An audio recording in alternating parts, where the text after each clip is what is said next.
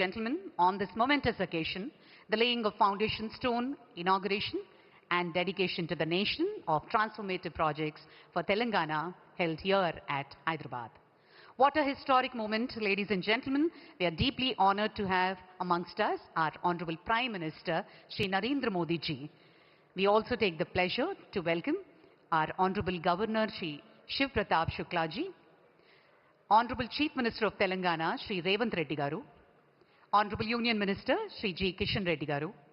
We also take the pleasure to welcome the Union Minister of State, Shri Bandi Sanjay Garu, Honorable Member of Parliament, Shri Konda Vishweshwar Reddy Garu. A hearty and a warm welcome, ladies and gentlemen, senior officials, representatives, and esteemed gathering. Ladies and gentlemen, may I now request our Honorable Chief Minister of Telangana, Shri Yanamola Revanth Reddy Garu, to felicitate our Honorable Prime Minister with warmth, dignity, and rich traditions of Telangana. Here we go. The Honorable Chief Minister is presenting with a special shawl and a special memento.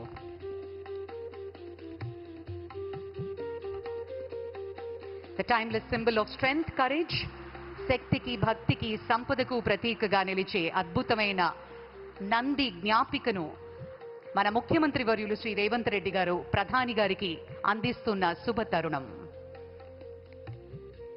This magnificent creation is not merely a memento. Ladies and gentlemen, it's a tribute of our traditions, values, and our enduring spirit of excellence. On that note, may I also request our Union Minister, Shri G. Kishan Reddy Garu, to felicitate our Honorable Prime Minister with a special shawl and a memento.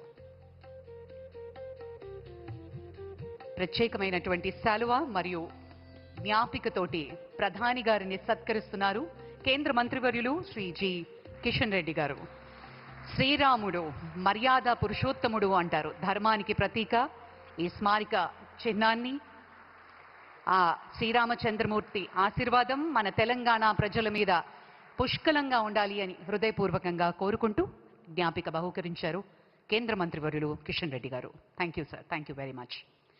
Ladies and gentlemen, on that note, may I now request Honorable Union Minister Shri G. Kishan Reddy Garu, a distinguished leader and a dedicated son of Telangana and a dynamic voice of development in the Union Cabinet, to deliver the welcome address.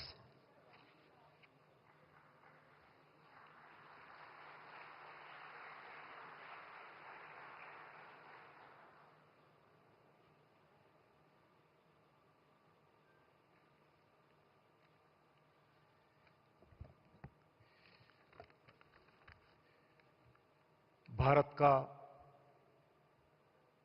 यशस्वी प्रधानमंत्री, लोकप्रिय नेता श्री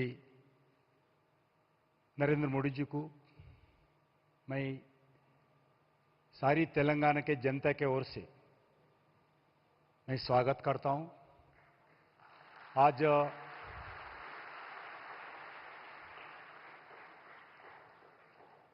इस कार्यक्रम में तेलंगाना के governor Shri Shiv Pratap Shukla ji,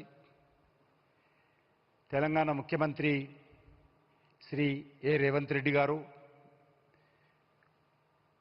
केंद्र होमशाఖ సహమంత్రులు బండి సంజయ్ గారు, స్థానిక పార్లమెంట్ సభ్యులు కొండ విశ్వేశ్వర రెడ్డి గారు,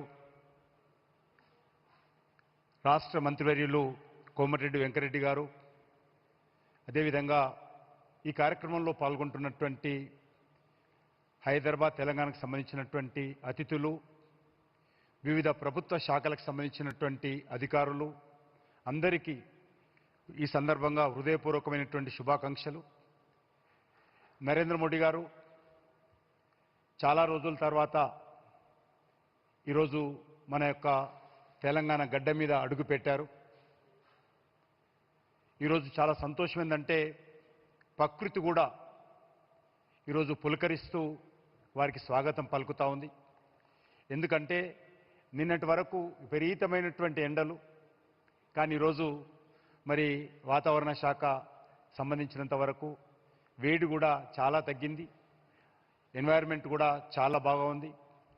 ఈరోజు మనకందరూ తెలుసు తెలంగాణలో 9,400 కోట్ల విలువైనటువంటి అభివృద్ధి కార్యక్రమాలకు రైల్వే శాఖకు సంబంధించి జాతీయ రహదారులకు సంబంధించి అదేవిధంగా వరంగల్లో prime minister mega textile park దానికి సంబంధించి అదే కాకుండా జహీరాబాద్లో ఇండస్ట్రియల్ కారిడార్ గురించి ఈరోజు ప్రధానమంత్రి గారు ప్రారంభోత్సవం చేయడం కోసం కొన్ని తెలంగాణ ప్రజలకు డెడికేట్ చేయడం కోసం ఈరోజు ప్రత్యేకంగా రావడం జరిగింది.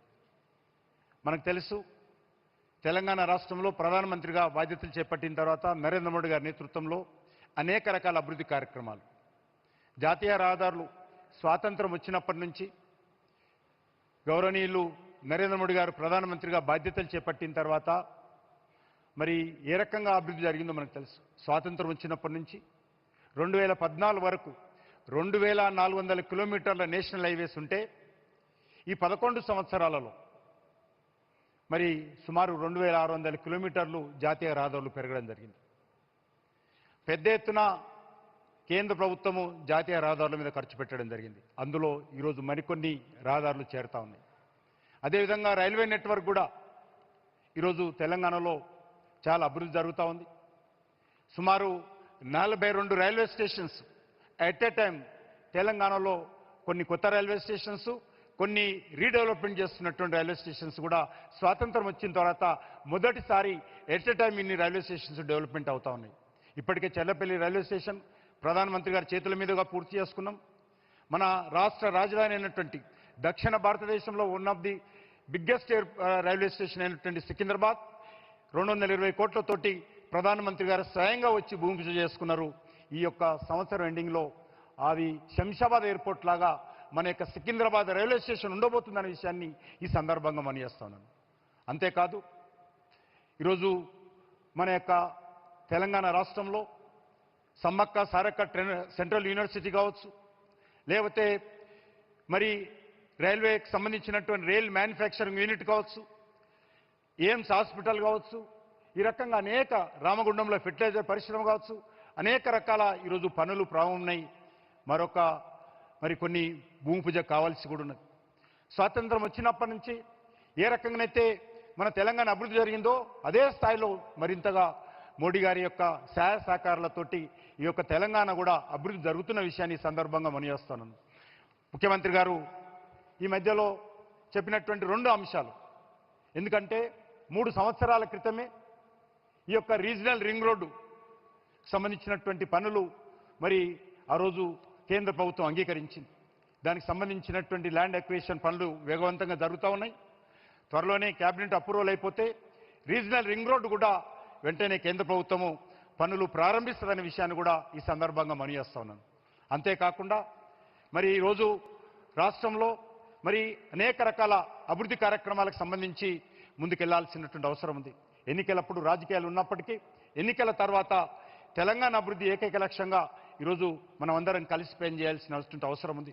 గతంలో చాలా అనుభవం ఉంది. ప్రధానమంత్రి గారు రామగుండం ఫెర్టిలైజర్ పరిశ్రమ ప్రారంభించడానికి, అదేవిధంగా మరి 13,000 కోట్ల రూపాయలతోటి ఎన్టీపీసీ పవర్ ప్రాజెక్టులు ప్రారంభించడానికి వచ్చినప్పుడు మరి ఆ రోజు ముఖ్యమంత్రి రాలేదు. దాని కారణంగా